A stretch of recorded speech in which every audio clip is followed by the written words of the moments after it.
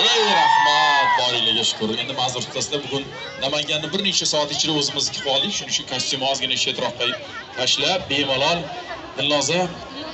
Bilasizmi, shunday insonlar bo'ladi, juda yuzini fayzli, nurli ekan deyishadi-ya. Hattoki u insonlarni chaqirganingizda siz kelsangiz davraga fayz kiradi. Bu yerdagi mavjud bo'lib turgan fayzga deyarli zarurat qolmaydi deymiz.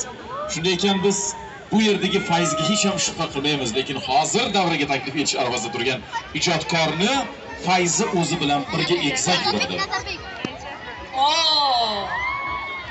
Ramzorsizlar, faolsizlar va bu xonandamiz bu yerga begona emas, to'g'rimi? O'zbekiston Respublikasida xizmat ko'rsatgan artist, omon-omon qo'shiqlar ijrochisi, fayzli ijodkor Alisher Fayz. Alisher aka, marhamat.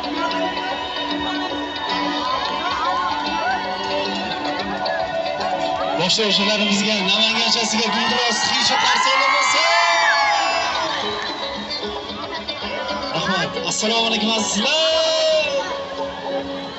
Sendan maktub oldim bo'sh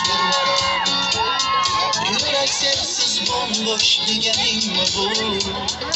Yoki yo'q niyatga yozuvsiz bir she'r, yoki bosh ko'nglimga tutding ko'zgu. Sendan maktub oldim bombosh yurak sensiz bombosh deganingmi bu?